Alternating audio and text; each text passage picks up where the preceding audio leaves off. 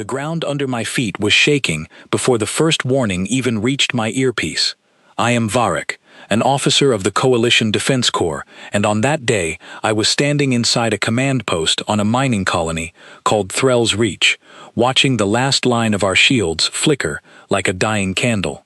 The Skarn Dominion had broken through 2 of our 3 defense rings in under an hour, and every officer around me had the same look on their face, the look of people who already knew how this would end.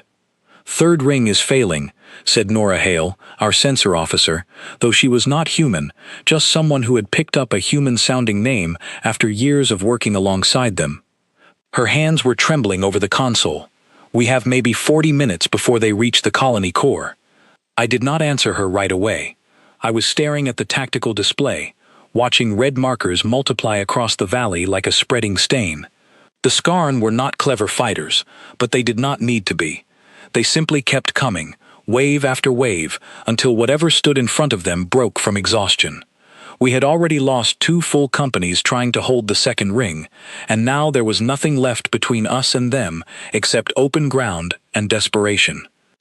"Command says reinforcements are 6 hours out," said Leo Fenwick from the far side of the room, reading from a data slate with a voice that had lost all hope of sounding calm.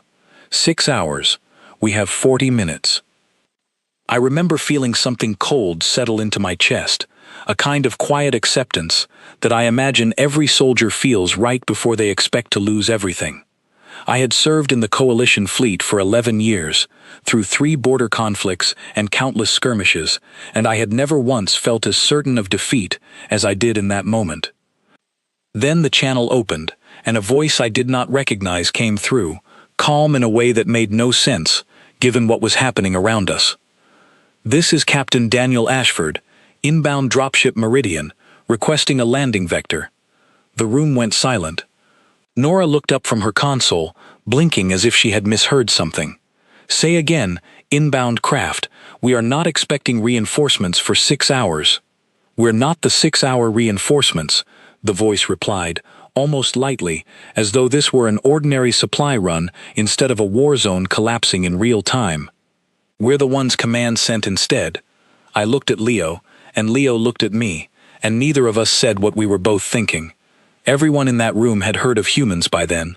Everyone had heard the stories, the ones that never got fully explained, the ones older officers went quiet about when someone asked for details.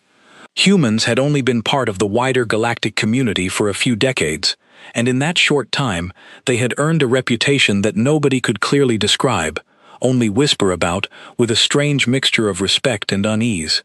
What I knew, or thought I knew, was this: humans were new. Humans were young compared to nearly every other species in the Coalition. Humans had strange emotional responses that other species found difficult to predict, and their military history, from what little had been shared openly, was kept mostly sealed behind classification levels that even senior officers could not access. I had assumed, foolishly, that this meant humans were simply unprepared for real war. Too soft, too sentimental, too new to the harsh realities that species like mine had lived with for centuries. "How many of you are coming?" Nora asked, her voice tight. There was a pause on the channel, filled with what sounded like someone laughing quietly in the background. "6, the voice said. The word landed like a physical blow. 6. We had lost hundreds already, and Command was sending 6 people to save an entire colony. "Repeat that," Leo said, his voice cracking slightly. "Did you say 6? 6 is plenty," Daniel Ashford replied, and there was no fear in his voice at all, only something that sounded almost like anticipation.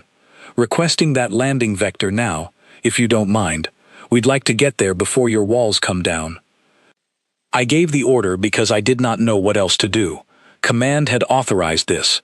Someone above me had looked at the situation and decided that 6 unknown soldiers were an acceptable answer to an overwhelming siege, and I had no authority to question that decision, only to watch it unfold. The dropship came in low, faster than any Coalition pilot would have dared to fly, hugging the terrain instead of taking the safer high approach we always used. It moved like something that did not care about the usual rules of caution, weaving between rock formations with a kind of reckless precision that made my chest tighten every time I thought it might clip a ridge and crash into the valley floor. It did not crash. It landed exactly where it needed to, in a position that gave a clear line toward the approaching skarn formations, in ground that our own tacticians had dismissed earlier because it seemed too exposed, too close to the enemy advance to be safe for a landing. The ramp opened, and 6 figures walked out. I do not know what I expected. Perhaps something larger, something armored, in a way that suggested overwhelming firepower, something that might explain how 6 people were supposed to matter against thousands.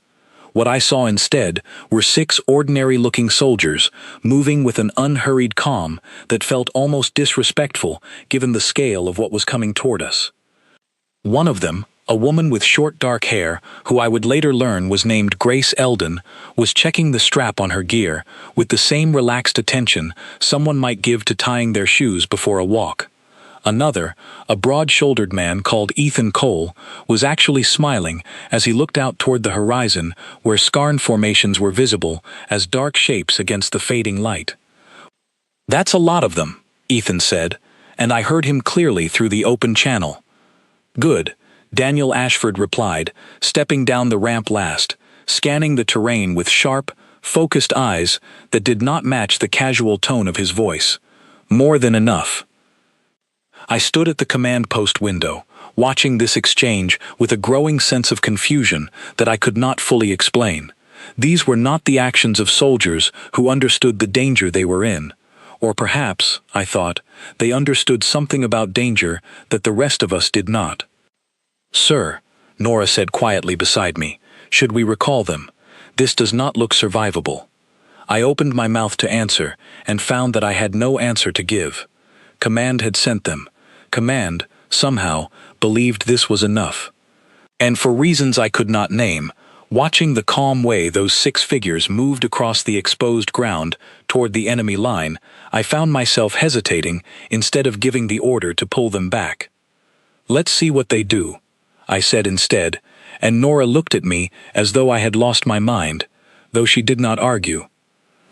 Through the long-range scope feed, I watched Daniel Ashford raise a hand, and the other 5 fell into position around him without a single word spoken between them, as if they had rehearsed this exact scenario 1,000 times before, in places I would never know about, against enemies I would never hear named. There was no fear in their movements. There was no hesitation. There was only a kind of quiet readiness that felt entirely foreign to everything I had learned about how soldiers were supposed to behave when facing odds like these. "Colony Command, this is Ashford." His voice came through again, steady and unbothered. "We're in position. Hold your remaining lines. Don't advance past the second ring, and whatever you see in the next hour, don't panic and pull your people forward to help us. Just hold what you have." "Understood," I replied, though I did not understand at all. Behind me, Leo was staring at the tactical display, watching the skarn formations continue their advance, thousands of individual signals moving steadily towards 6 tiny markers on our screen. "This is not going to work," he muttered, mostly to himself. "This cannot possibly work." I wanted to agree with him. Every instinct I had built over 11 years of service told me that 6 soldiers, no matter how skilled, could not hold back an army of that size. And yet there was something in the way Daniel Ashford had spoken, something in the casual confidence of the 5 soldiers standing beside him, that made me hold my tongue and simply watch.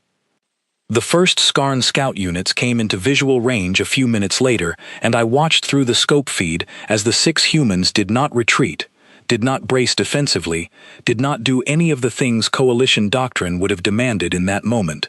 Instead, they spread into a loose formation across the exposed ground, weapons ready, expressions calm, and Daniel Ashford said something quietly to the others that the audio feed did not fully catch.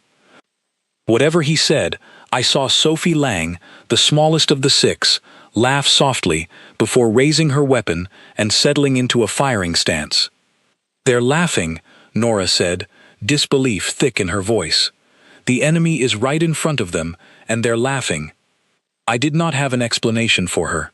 I only knew that somewhere deep in my memory, in half-remembered briefings and quiet warnings from older officers who had served alongside humans before, there had been a phrase used again and again, a phrase nobody ever fully explained. They said humans did not fight like the rest of us. Standing at that window, watching the vast Skarn advance roll toward 6 calm figures who did not seem to feel the fear that gripped everyone else in that command post, I finally began to understand that I was about to witness exactly what that phrase meant, and I was not ready for it. The Skarn front line closed the remaining distance with the same relentless momentum it had used to break through our first 2 rings, thousands of bodies moving as one single crushing wave across the open ground. From where I stood, it looked less like a battle about to happen and more like an ocean about to swallow 6 grains of sand standing in its path. And still, none of them ran. The first wave of Skarn soldiers crossed the last open stretch of ground, and I braced myself for what I believed would be the final moments of 6 lives thrown away against impossible odds. Instead, what I witnessed made every certainty I had built over 11 years of service begin to crack apart. Daniel Ashford did not wait for the enemy to close the distance on their own terms. He moved first, and the other 5 moved with him, not retreating, not holding a defensive line the way any coalition unit would have done, but advancing directly into the oncoming wave with a kind of controlled aggression that looked almost impossible to sustain. "They're moving forward," Leo said, his voice climbing in pitch. "Why are they moving forward? That's not a position. That's not defensible. Why would they—" "Just watch," I said, though I had no idea what I was telling him to watch for. Through the long-range feed, I saw Grace Eldon drop into a low position behind a ridge of broken rock, providing cover while Ethan Cole pushed ahead into a gap between 2 Skarn squads that our own tacticians would have called unwise to approach. Sophie Lang moved along the flank with quick, precise steps, never staying in one place long enough to become an easy target. And Ryan Voss, the 6th member of the group, seemed to appear and disappear between cover points so quickly that the feed struggled to track him clearly. What struck me most was not their skill, though that alone was impressive. What struck me was the complete absence of hesitation in anything they did. Every coalition soldier I had ever served with, myself included, carried an instinct for self-preservation that shaped every decision on a battlefield. A constant internal calculation weighing the value of a position against the risk of losing the soldier holding it. These 6 moved as though that calculation simply did not exist for them, as though the only question worth asking was whether the position needed to be held, not whether holding it was safe. "Colony Command, minor contact." Daniel Ashford's voice came through the channel, sounding almost unbothered despite what I could see happening around him. "Nothing to worry about yet. Minor contact." I stared at the tactical display, watching dozens of markers converge on the small cluster representing the 6 humans, and I could not reconcile the scale of what I was seeing with the calm words coming through the channel. Nora Hale had gone quiet beside me, her earlier disbelief replaced by something closer to fascination. "Sir," she said eventually, "I don't think they're in trouble." I wanted to dismiss that thought immediately, because everything about the situation suggested otherwise. 6 against thousands should never look anything but desperate. And yet, watching the way the fight unfolded across the valley floor, I began to notice something strange in the pattern of Skarn movement. Their formations, which had rolled through our first 2 defense rings with unstoppable momentum, were beginning to break apart, not from exhaustion in the way I understood it, but from confusion. The Skarn fought with a doctrine built entirely around overwhelming numbers, a philosophy that assumed any enemy, no matter how skilled, would eventually be worn down simply by the sheer volume of soldiers thrown against them. It was a doctrine that worked because it removed the need for individual soldiers to think creatively. Advance, overwhelm, repeat. It had broken every defense we put in front of it that day. But 6 soldiers who refused to hold still, who moved through gaps in the Skarn formation faster than the enemy could adjust, who treated every moment of hesitation from their opponents as an opportunity rather than a threat, were breaking that doctrine apart in ways I had never seen before. The Skarn commanders, whoever they were, clearly had no framework for dealing with an enemy that behaved like this. "Watch the eastern flank," Leo said suddenly, pointing at the display. "Something's happening there."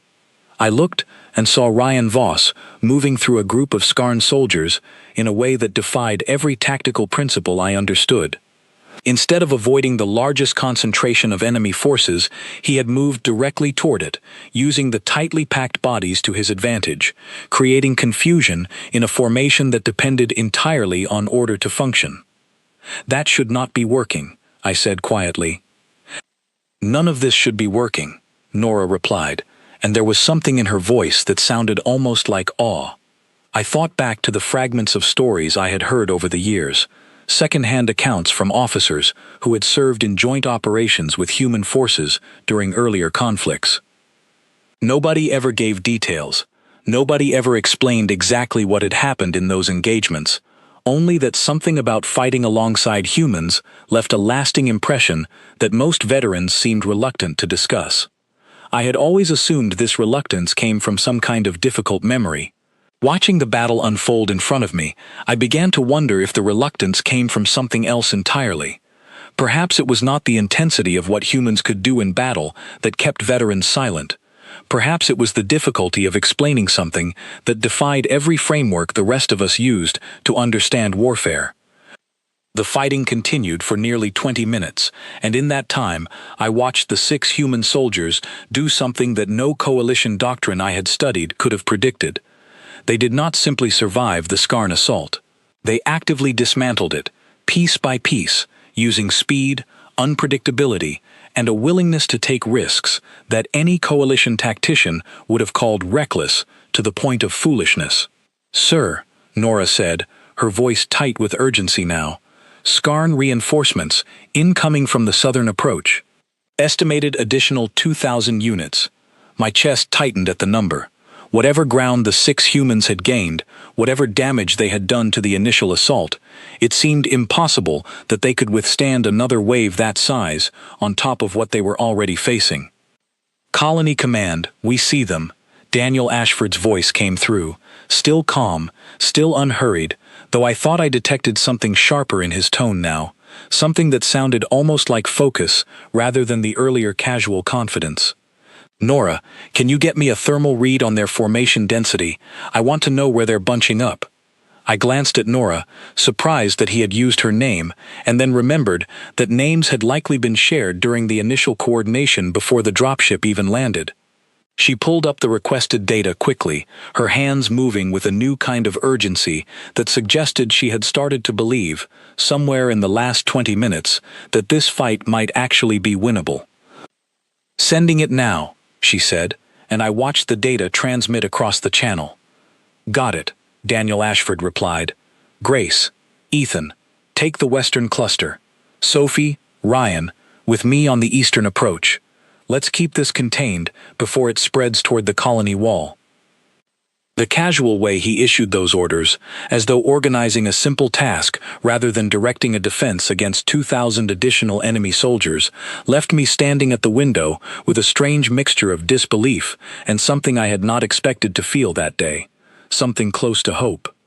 I watched the 6 of them split into pairs, moving toward the new wave of Skarn forces with the same lack of hesitation they had shown from the very beginning. There was no visible fear in the way they moved, no sign of the exhaustion that should have been setting in after nearly 20 minutes of continuous engagement against overwhelming numbers. "How are they not tired?" Leo asked, more to himself than to anyone else in the room. "How are they still moving like that?" I did not have an answer, and neither did anyone else in that command post.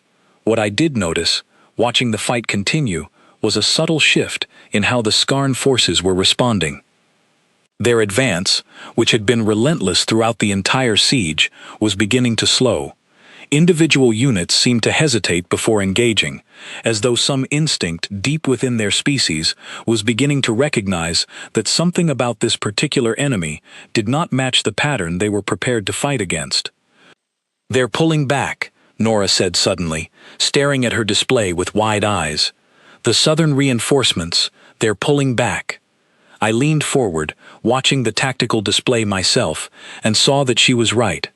The newly arrived Skarn wave, which should have overwhelmed the tired defenders by sheer weight of numbers, was instead retreating from the eastern approach, where Daniel Ashford and his two companions had been fighting only moments before. "That doesn't happen," Leo said, his voice barely above a whisper. "The Skarn don't retreat. I've read every briefing on their combat doctrine. They don't retreat. Not from anything. Not ever." I thought about that for a long moment, watching the tactical display shift in front of me, watching an enemy that had broken through 2 full defense rings without slowing down suddenly begin to lose the will to advance against 6 soldiers who refused to stop moving forward. "Colony Command," Daniel Ashford's voice came through again, and this time there was something almost gentle in his tone, something that did not match the intensity of what I had just witnessed.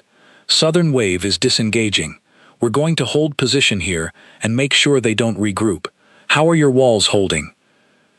I looked at Nora, who checked her readings quickly before answering. "Structural integrity at 60% and rising, sir. The pressure on the wall systems has dropped significantly since the assault stalled." "Good," Daniel Ashford replied. "Keep an eye on the ridge to the north. If they try to flank around, that's where they'll come from." I stood there for a moment, absorbing everything I had just witnessed, and found myself struggling to reconcile the scene in front of me with everything I had believed about warfare only an hour earlier.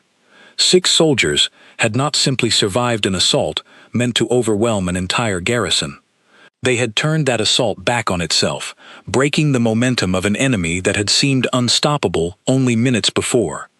I thought again about the whispered stories, the unexplained silences from veteran officers whenever the topic of human military history came up in conversation. I had always assumed those silences hid something difficult, some memory too heavy to share. Standing at that window, watching 6 calm figures hold back a force that outnumbered them by a margin too large to properly calculate, I began to wonder if the silence hid something else entirely. Perhaps it hid the simple difficulty of explaining, to someone who had not seen it themselves, what it truly meant to watch humans refuse to accept that a fight was lost. The engagement had not ended. I could see fresh Skarn formations gathering in the distance, regrouping after their unexpected retreat, and I understood that this was far from over. But something fundamental had shifted in that command post, a change I could feel in the way Nora's shoulders had relaxed slightly, in the way Leo had stopped muttering about impossible odds and started actually tracking troop movements with something like professional focus instead of despair. For the first time since the siege began, I allowed myself to consider the possibility that we might survive this day, and that thought alone felt more dangerous than anything the Skarn had thrown against us so far, because hope, once it took hold, was a difficult thing to let go of if the day turned against us after all. The regrouping did not take long. Within 30 minutes, new formations began appearing on our long-range scanners, larger than anything we had faced during the initial siege, and this time they were not spread thin across multiple approach routes. The Skarn commander, whoever directed that force, had clearly decided that scattering their strength had been the mistake, and now every available unit was being funneled into a single concentrated push aimed directly at the position the 6 humans held. "Sir, this is a different kind of formation," Leo said, studying the display with a focus that had replaced his earlier panic entirely. "They're not spreading out anymore. Everything is converging on one point." I understood immediately what that meant. The Skarn had learned, in their own blunt way, that spreading their forces thin had allowed 6 soldiers to pick apart each wave individually. Now they intended to remove that advantage by throwing everything at once, overwhelming through sheer density rather than relying on coordinated movement. "How many units are we looking at?" I asked, though part of me did not want to hear the answer. "Estimated 4,000, sir," Nora replied, her voice steady, despite the number she had just given. "This is nearly their entire remaining ground force in this sector." 4,000. I looked out toward the valley, where 6 figures still held their position near the ridge, and felt the earlier hope I had allowed myself begin to waver. No matter how skilled they were, no matter how strange and unpredictable their fighting style, there was a limit to what 6 people could physically manage, and I feared we were about to find that limit. "Colony Command, we're reading the build-up," Daniel Ashford's voice came through, and for the first time since the siege began, I heard something in his tone that was not entirely calm. It was not fear, not exactly, but a kind of sharpened focus that suggested even he understood the scale of what was coming. "Captain Ashford," I said, breaking my earlier habit of only listening, "this is a significant escalation. Should we consider pulling your team back to a more defensible position within the colony walls?" There was a brief pause before he answered. "No. If we pull back, they get momentum again, and momentum is the only real weapon they have. We hold here." "Understood," I said, though every instinct I had told me this was a mistake. I watched the 6 humans reposition themselves along the ridge, no longer spread out in the loose formation they had used against the earlier waves, but tightened into something that looked almost like a single unit, moving as one coordinated whole. Grace Eldon and Ethan Cole took the highest point of the ridge, while Sophie Lang and Ryan Voss moved to cover the flanks.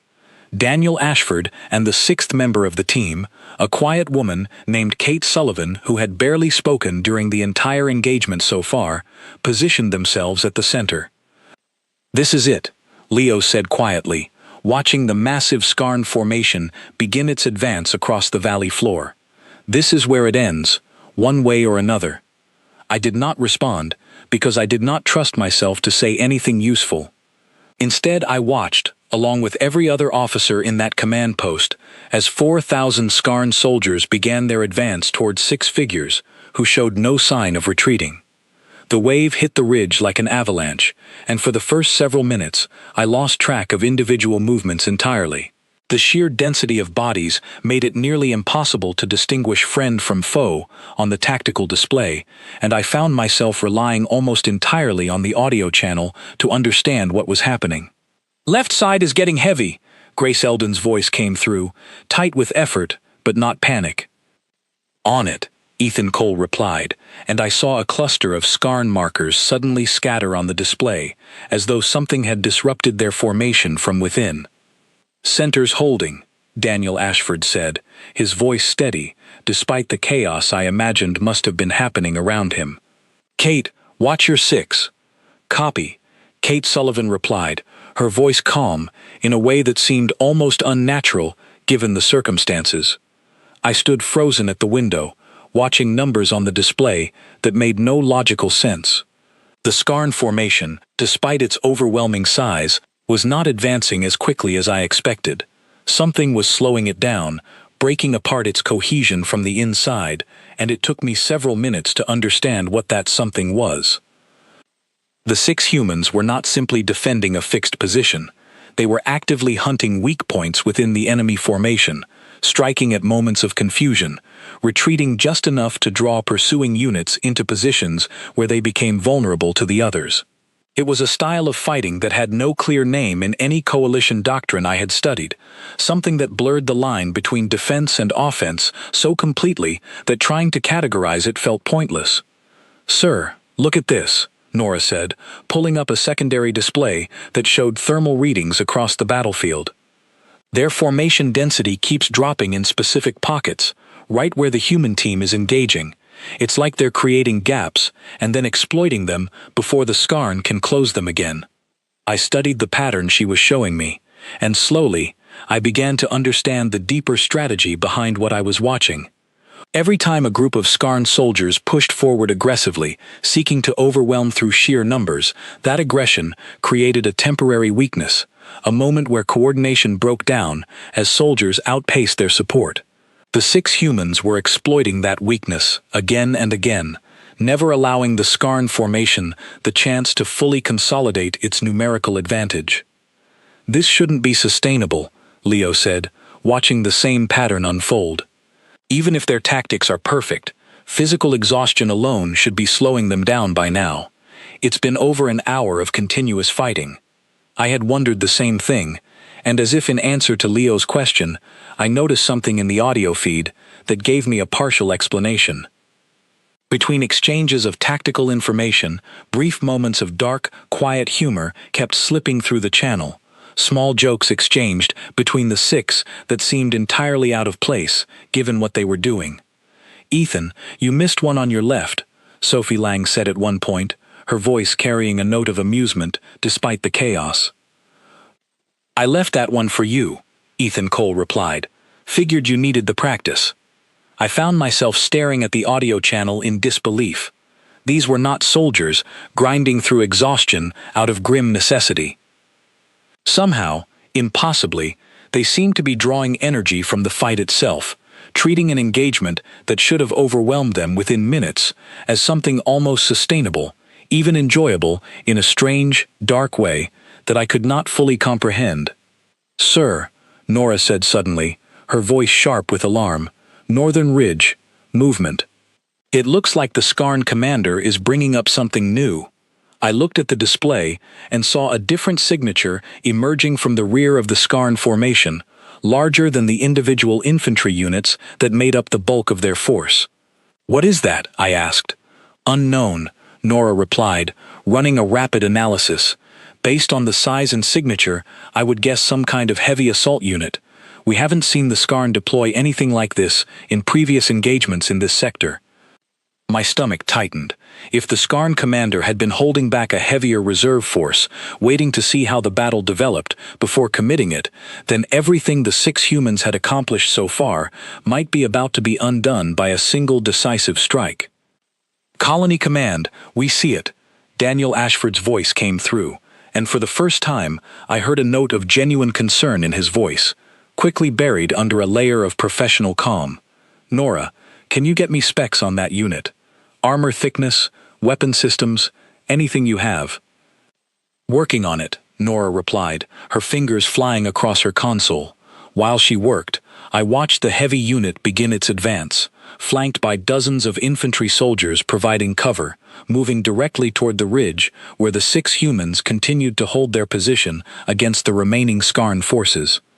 The timing felt deliberate, almost cruel, arriving at the exact moment when exhaustion should have been at its highest point for the defenders.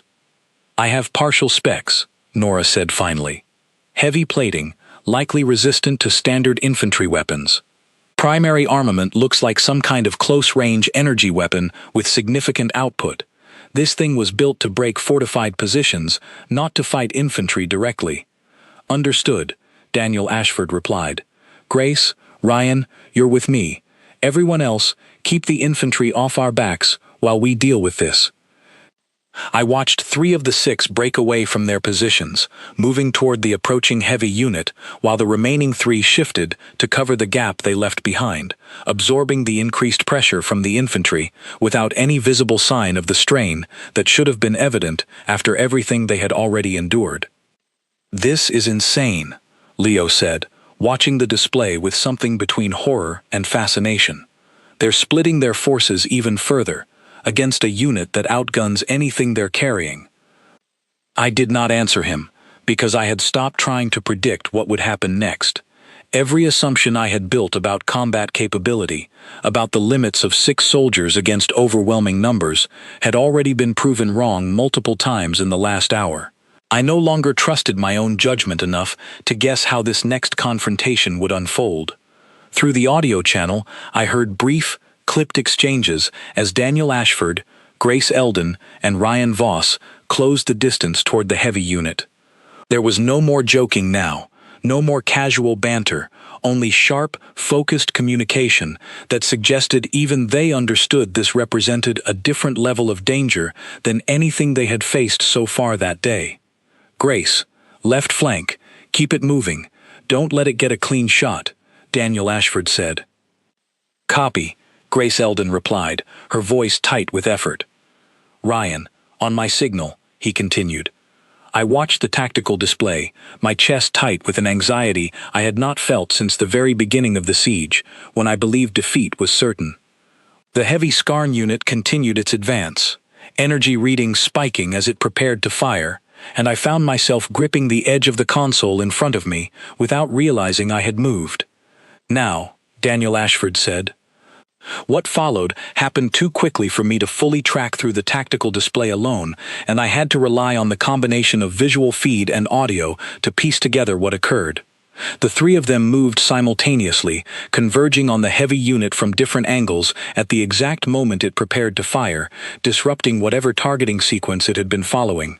I saw Ryan Voss close the distance faster than I thought physically possible, reaching a position close enough to the unit that its heavy weapon system became a liability rather than an advantage, too powerful and too slow to track a target moving that quickly at close range. The heavy unit's forward momentum stalled, and within seconds, its movement pattern on the display shifted from advancing to stationary, then finally to what I could only interpret as disabled. "Heavy unit is down," Daniel Ashford reported, his voice returning to something closer to its earlier calm, though I could hear the effort behind it now. "How's everyone else holding?" "Getting tired over here," Ethan Cole replied, and for the first time I heard something in his voice that sounded like genuine strain rather than the earlier casual confidence. "But we're still standing." I looked at the tactical display, taking in the full scope of what had happened over the last hour and a half. The massive Skarn formation that had advanced with such overwhelming confidence was now fractured, disorganized, its numbers significantly reduced, and its command structure clearly struggling to coordinate an effective response to an enemy that refused to behave according to any pattern they understood. "Sir," Nora said quietly, "I think they're breaking."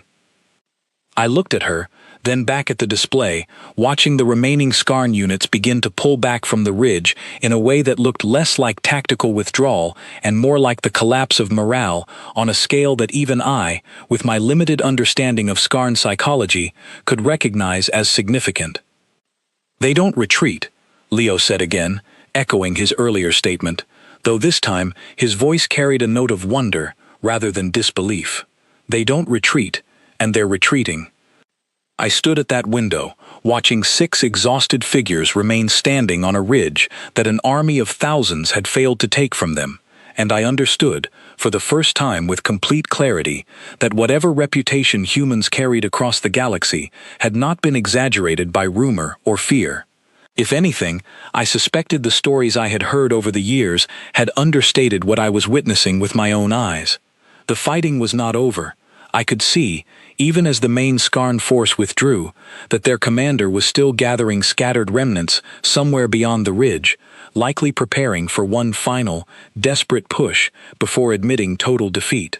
But something had changed in that command post, something I could feel in the tired satisfaction on Nora's face, in the way Leo had stopped flinching every time the tactical display updated with new enemy movements. We had been given 6 soldiers when we expected an army, and somehow, against every reasonable expectation, those 6 soldiers were winning. The lull that followed the retreat did not last as long as I hoped it would. Nora's sensors picked up new movement within 20 minutes, this time originating from a direction we had not expected, a supply route running along the far side of the valley that our earlier scans had marked as low priority. "Sir, I'm reading a new formation," she said, her voice carrying a fresh edge of concern that had not fully gone away despite everything the 6 humans had already accomplished. "This looks like everything the Skarn commander had left, all committed at once, moving from the southern supply route." "How many?" I asked, dreading the answer even as I requested it. "Just under 3,000, sir. Combined with what remains of the earlier force, if they regroup, we could be looking at close to 3,500 units converging from 2 directions simultaneously." I felt the weight of that number settle over the room like a physical presence. The 6 humans had already spent nearly 2 hours in continuous engagement, had disabled a heavy assault unit at close range, and had broken the will of a force that outnumbered them by a margin too large to properly comprehend. Now they were being asked, whether by circumstance or by the desperation of a commander unwilling to accept defeat, to face nearly the same scale of threat all over again, without any real chance to recover. "Colony Command, we're seeing it," Daniel Ashford's voice came through, and this time I heard something new in his tone, a rawness that had not been present even during the fight against the heavy unit. "This looks like everything they've got left." "Captain, Your team has been fighting for almost 2 hours, I said, unable to stop myself from voicing the concern building in my chest. Is there any way we can reinforce your position, or extract your team before this new wave arrives? There was a pause, longer than any he had taken before, and I imagined him weighing something I could not see or understand from my position in the command post. No extraction, he said finally. If we pull back now, the colony falls the moment we're clear. We're not doing that.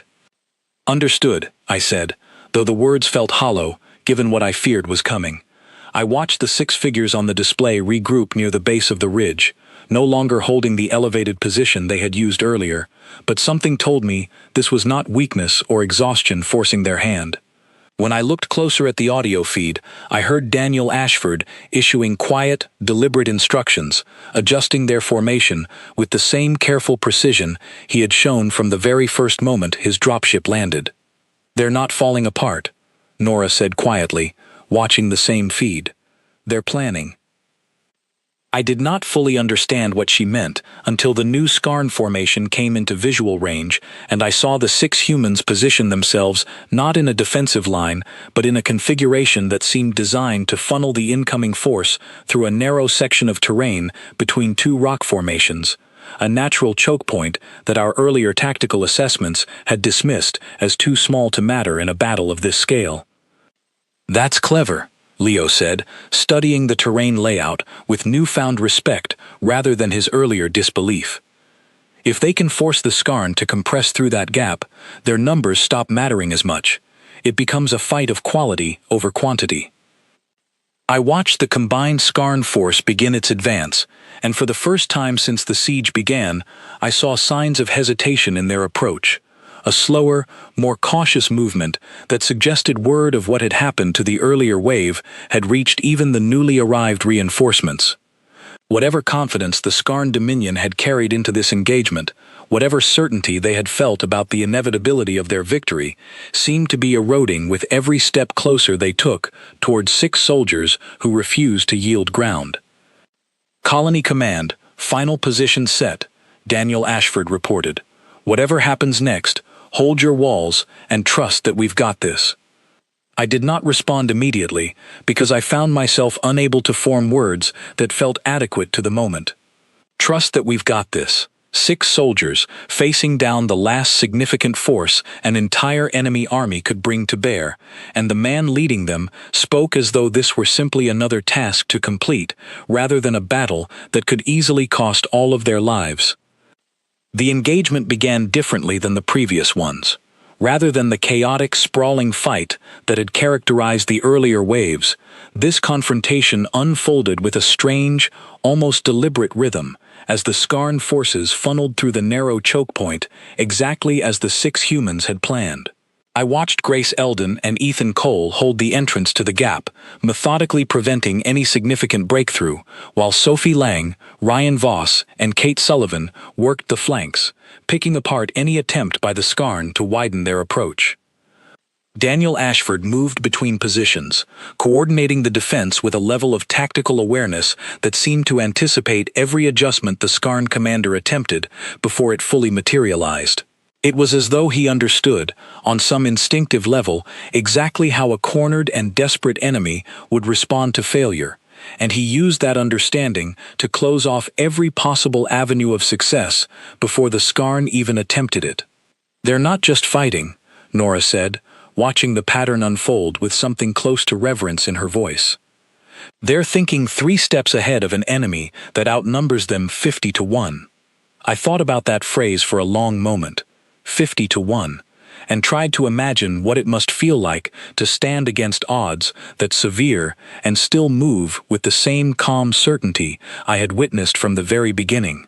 I had spent 11 years learning that overwhelming numbers represented an almost insurmountable advantage in any conflict, that no amount of individual skill could fully compensate for a disparity that large.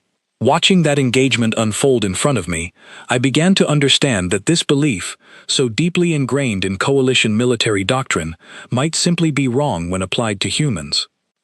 The fighting continued for nearly 40 minutes, and gradually I noticed something shifting in the pattern of Skarn movement.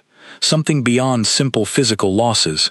Individual units began breaking away from the main formation without orders, retreating on their own initiative in ways that suggested a complete collapse of unit cohesion rather than a controlled withdrawal.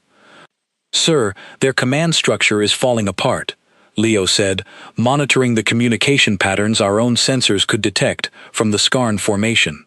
"I'm seeing conflicting movement orders, units acting independently. Whoever is commanding that force has lost control."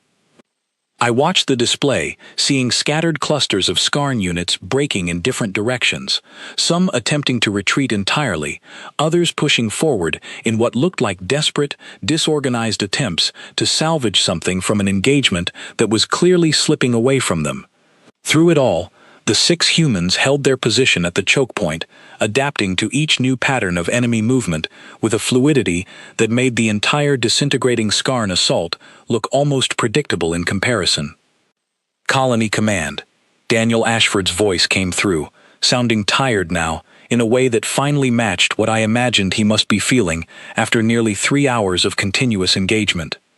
"I think we're seeing the last of it. Their formation is breaking apart faster than we can even track."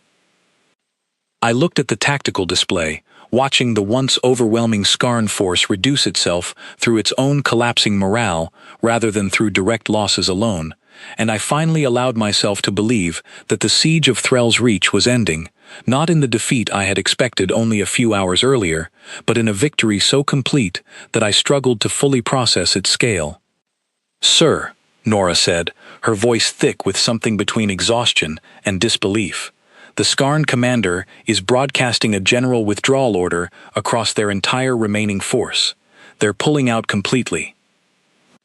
I stood at that window for a long moment, watching the last scattered remnants of an army that had broken through 2 full defense rings and threatened to overrun an entire colony retreat from 6 soldiers who had arrived with nothing more than quiet confidence and an unwillingness to accept the possibility of failure. I thought about everything I had witnessed that day, the calm way Daniel Ashford and his team had stepped off their dropship into overwhelming danger, the strange dark humor that had carried them through hours of continuous fighting, the tactical brilliance that had turned a choke point most of us would have dismissed as insignificant into the deciding factor of an entire siege. I thought about the whispered stories I had heard over the years, the unexplained silences from veteran officers who had served alongside humans before, and I finally understood what those silences had been protecting. It was not fear of something monstrous or cruel. It was the difficulty of describing, to someone who had not witnessed it directly, a species capable of facing impossible odds not with despair or desperation, but with something that looked disturbingly close to confidence, backed by a willingness to give everything they had without hesitation the moment it was needed.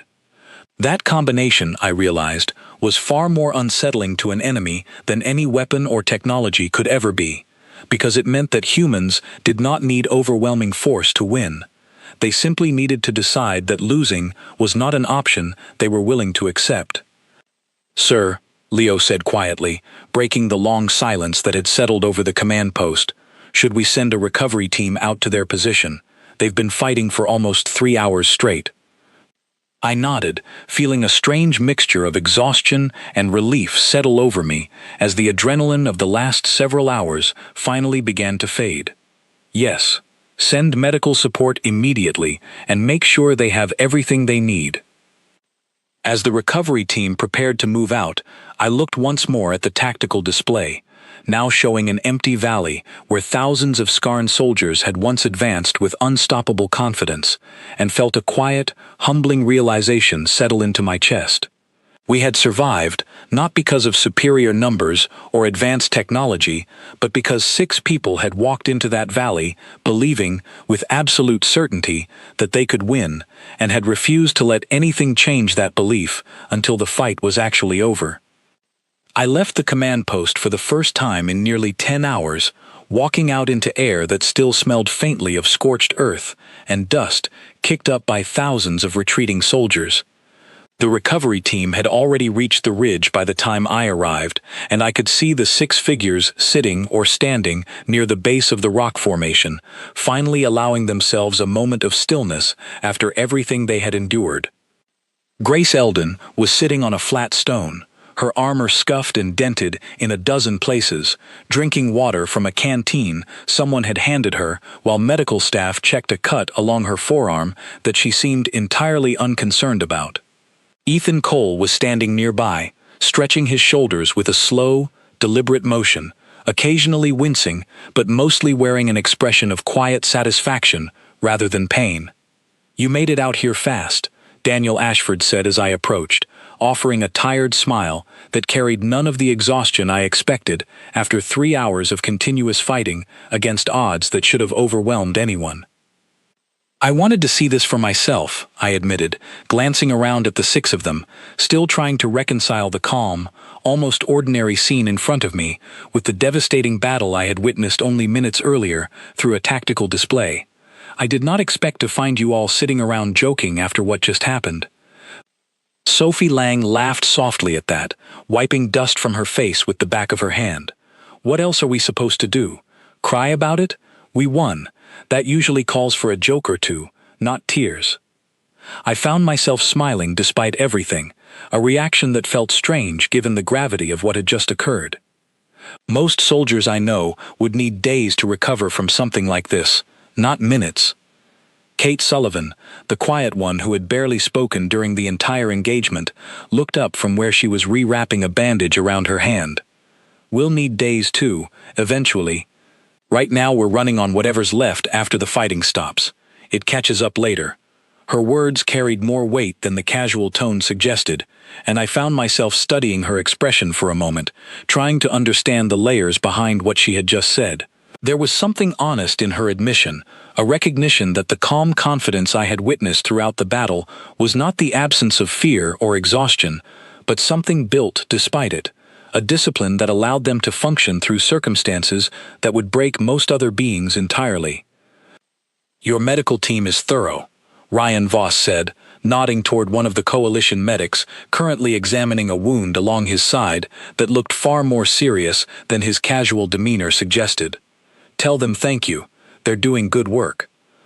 I watched the medic pause for a moment, clearly surprised by the gratitude, before continuing her examination with a slight smile of her own.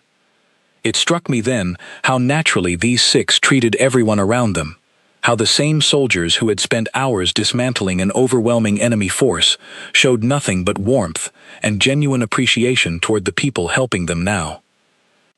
"How did you know that choke point would work?" Leo asked, walking up beside me, still holding his data slate, though I doubted he was actually reading anything on it anymore. Our own tactical assessments dismissed that terrain entirely. Daniel Ashford considered the question for a moment before answering.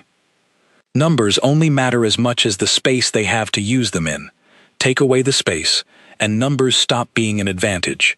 Your assessments probably dismissed it because you were thinking about how to defend it, not how to use it against something bigger than you." I turned that answer over in my mind, recognizing in it a fundamental difference in perspective that explained so much of what I had witnessed that day. Coalition doctrine, shaped by centuries of caution and careful calculation, had trained us to see overwhelming odds as something to survive or avoid, never as something that could be turned against itself through creative thinking. Humans, it seemed, approached the same problem from an entirely different angle, treating even the most desperate circumstances as puzzles waiting to be solved rather than disasters waiting to be endured. "There's something I've wanted to ask," I said, choosing my words carefully as the 6 of them gathered their gear, preparing to head back toward the colony for proper rest. "There are stories about humans, about your history in combat, that most officers I've served with refuse to fully discuss. I always assumed it was because something terrible had happened, something too painful to revisit. After today, I'm not sure that's the whole truth." Daniel Ashford paused, considering my words with an expression that suggested he had heard some version of this question many times before. "It's not that it's too painful," he said eventually. "It's that it's hard to explain to someone who hasn't lived it. How do you tell someone that the scariest thing about facing us in a fight isn't a weapon or a piece of technology? It's that we don't stop believing we can win, even when every reasonable calculation says we should have already lost. That's not something you can put in a briefing document. You either understand it by watching it happen, or you don't understand it at all. I thought about that answer for a long time, as we walked back toward the colony together. The 6 exhausted soldiers, moving at an easy pace, despite everything their bodies had endured, chatting quietly among themselves about small, ordinary things that had nothing to do with the battle they had just survived. Someone mentioned wanting proper food instead of ration packs. Someone else complained good-naturedly about a boot that had started coming apart at the seam sometime during the fighting. It was such an ordinary conversation that it felt almost surreal against the backdrop of what had happened only an hour earlier.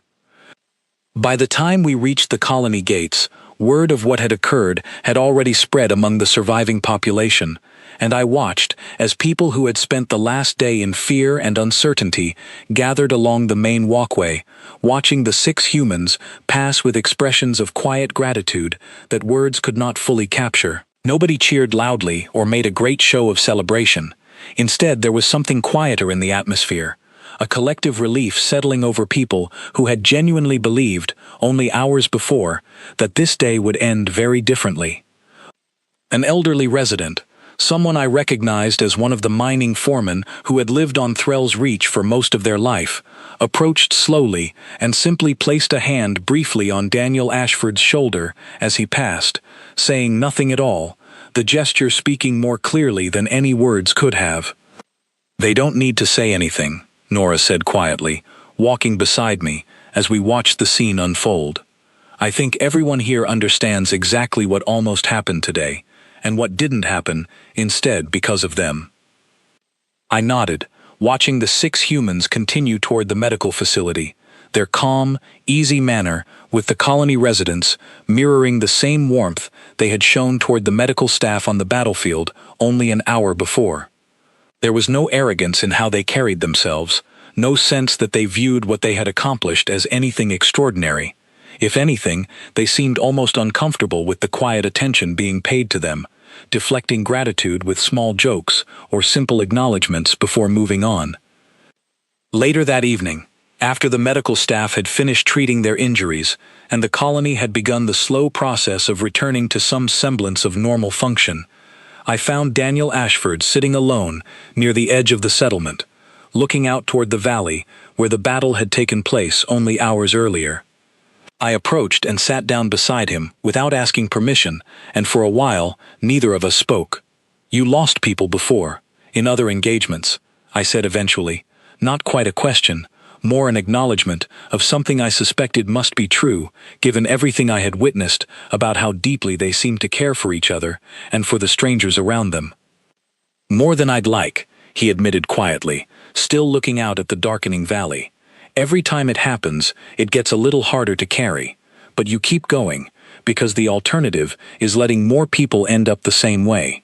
That's really all any of this is, not some grand belief in glory or destiny, just a stubborn refusal to let bad things happen to people who don't deserve them, even when the cost of stopping it is high." I sat with that thought for a long moment, watching the last light fade over the valley, understanding finally, with complete clarity, what had made the whispered stories about humans so difficult for veteran officers to fully explain. It was not that humans were monstrous or without mercy, it was the opposite. They were, in ways that felt almost contradictory, both remarkably gentle and terrifyingly effective in equal measure, capable of showing genuine warmth toward strangers and medical staff one moment, and dismantling an overwhelming enemy force with ruthless efficiency the next, all without any apparent conflict between those two aspects of who they were. I think that's what frightens the Skarn, and probably every other species that has ever faced you in battle, I said slowly, working through the thought as I spoke it aloud. "It's not that you're cruel, it's that you're kind, right up until the moment kindness would cost someone else their safety, and then you become something else entirely, without hesitation, without doubt, and without regret afterward." Daniel Ashford was quiet for a while, considering my words carefully. Maybe, he said eventually. I never really thought about it in those terms, but maybe that's exactly it. We don't go looking for fights. We really don't. But if a fight comes looking for people who can't defend themselves, we're not going to stand around calculating the odds before deciding whether it's worth doing something about it. I thought about my own species, about the careful, cautious calculations that shaped every decision made in the coalition military, the constant weighing of risk against reward that had, for centuries, been considered the mark of wise and responsible leadership. I thought about how those same careful calculations had led us to nearly lose an entire colony that day, saved only by 6 people who had walked past every reasonable calculation and simply decided that losing was not an option worth considering. I think I finally understand the reputation, I said, mostly to myself, though Daniel Ashford heard me clearly enough. Good or bad? He asked, a faint smile touching the corner of his mouth. Both, I admitted honestly. I think that's probably the most accurate way to describe it. Terrifying to your enemies, and somehow impossibly reassuring to everyone standing beside you. He nodded slowly, looking back out at the darkened valley where thousands of scarred soldiers had once advanced with total confidence, only to retreat hours later in complete disarray. I'll take that description, he said quietly, as long as the people we're protecting understand which side of that reputation they're standing on. We sat together for a while longer, saying little else, simply watching the stars emerge over a valley that had nearly become the site of a catastrophic defeat, but instead stood now as quiet testimony to something I would carry with me for the rest of my service. I thought about all the reports I would need to file in the coming days, all the questions my superiors would ask about how 6 soldiers had managed to accomplish what an entire garrison could not. I did not think any explanation I gave would fully capture what I had actually witnessed that day. In the months that followed, I served alongside human forces on several more occasions, and each time I found myself watching them with the same quiet fascination I had felt during that first siege at Threll's Reach.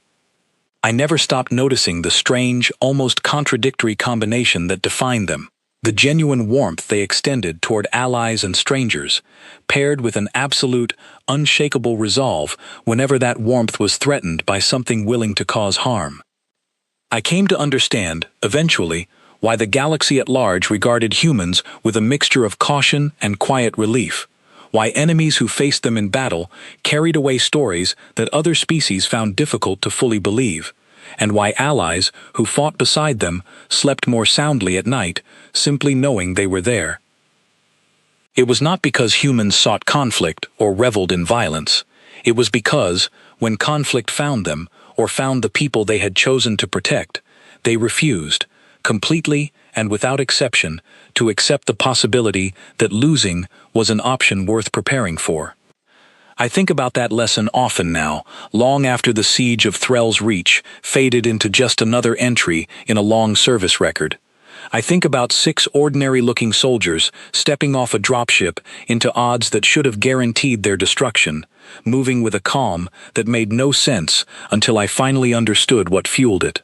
Not recklessness, not indifference to danger, simply an unshakable belief that giving up was never actually an option worth considering, no matter how the numbers looked on a tactical display. That, I finally understood, was the true reputation humans carried across the stars, not a reputation built on cruelty or overwhelming force, but one built on a simple, dangerous kind of hope that refused to break, no matter what stood against it.